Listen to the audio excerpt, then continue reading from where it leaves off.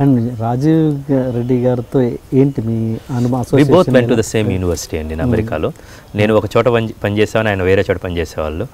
ఆయన కంప్యూటర్స్ కొత్త, నేను though I did my pharmacy, నేను లేకపోతే టాటా ఇన్ఫోటెక్ ఉండేది, నేను కోర్సెస్ అన్నీ చేశాను. ఆయనకి C++ నేర్పించేవాడు అన్నమాట. Use to pay for my meals.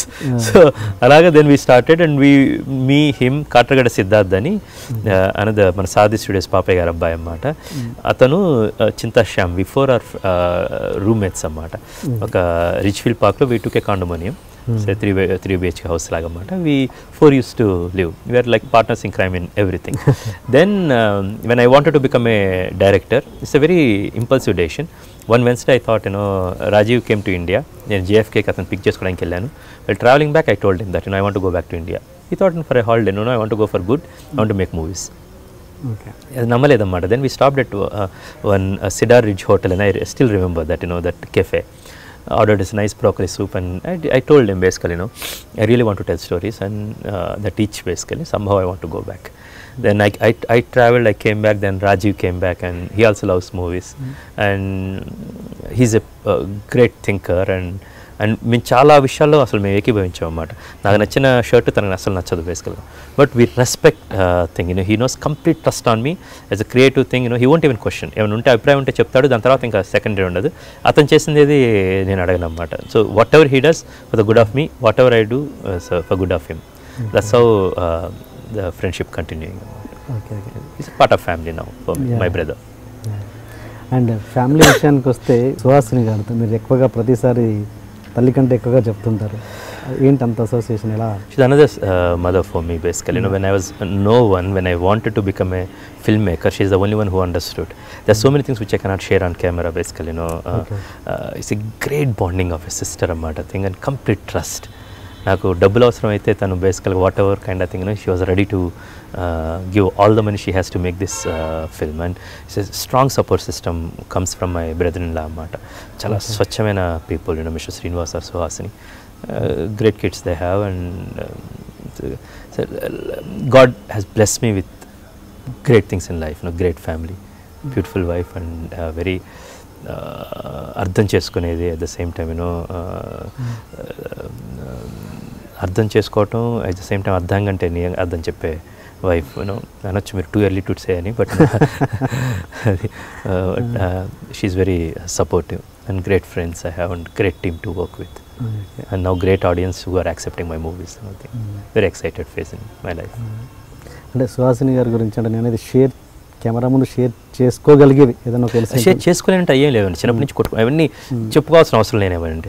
చిన్నప్పటి నుంచి కొట్టుకునే వాళ్ళు. నాకు ఇక్కడ తనకి ఇచ్చిన మార్క్ చిన్నప్పుడు ఎక్కడో పడింది అన్నమాట. చిన్నప్పుడు అది we grew up very closely. నాకు మా brother Chinni, he stays in Abu Dhabi, he married to a doctor Soumya అని. Then bless with 2 beautiful kids actually. వాడికి నాకు కన్నా తనకి సుహాసిని తనతోటి నాతోటిను. So she understands. చిన్నప్పటి నుంచి మేము లిరిక్స్ అన్ని రాసుకొని పాడుకునే వాళ్ళం అన్నమాట. నాకు పాట నచ్చితే ఋతురాగాల్లో నుంచి, వాసంత సమీరంల దగ్గర నుంచి, సాగర్ సంగంలో పాటల దగ్గర నుంచి మెల్లగా మెల్లగా తట్టిన ఆశ అనే సినిమా వస్తే. So we have so many great memories. మా కజిన్స్ బట్టి కానీ ఇది కానీ she's part of a good life. So మీరు సీరియల్స్ని అప్పటి నుంచే ఫాలో అవుతున్నారు బాగా? చిన్నప్పుడు అదొకటే ఉండేది కదండి, అది అందరూ ఫాలో అయ్యేవాళ్ళు అండి. అది ఋతురాగాలు ఫాలో కాలేదంటే Ramayana that is a phase. మనకి కేబుల్ టీవీ విస్తృతంగా వచ్చే ముందన్నమాట. Our generation is one generation which really took a nice plunge. ఇప్పుడు సీరియల్స్ కూడా ప్రొడ్యూస్ చేస్తున్నారు. My dad will take care of it actually. Mostly creatively we'll start with idea ani appudu nenu scripts chusta untanu basically. Then Suhasini and Aishwarya garu, Raju's wife, and they take care. Aishwarya is now more into costumes, working for Kanche gaani idi gaani. Suhasini will take care of the serials and Puttadu Bomma gaavachu, ippudu Swati Chinukulu gaavachu, Jantar Mantar gaavachu, other things. And Swati Chinukulu మీరు చేసిన serial కి Europe వెళ్ళినప్పుడు అక్కడ Georgia, Slovenia అక్కడ మీరు వార్కి సంబంధించిన చూసిన తర్వాత అప్పుడు మీకు పుట్టిన ఐడియా అని? లేదు, దానికి తగ్గట్టు వేదం సినిమా జరుగుతున్నప్పుడు కంచె అండి. మనం వైజాగ్లో షూట్ చేస్తున్నప్పుడు జపాన్ వాళ్ళు వైజాగ్ మీద వేసిన బాంబు రెండో ప్రపంచ యుద్ధంలో మనం చాలా అండమాన్లో ఓచకోత జరిగింది బేసికల్గా. ఇది చాలా కథలు చెప్పబడలేదండి. మిలిటరీ మాధవరం నుంచి 2000 మంది సైనికులు వెళ్ళి ఎక్కడో ఊర్లో ఒక ఖండాంతరాలు వెళ్ళి ఫైట్ చేస్తే, ఒక మన మిలిటరీ మాధవరం అందరికీ తెలుసు, విన్నాం మనం అది. అక్కడి నుంచి వెళ్ళి చేస్తే నేను దసే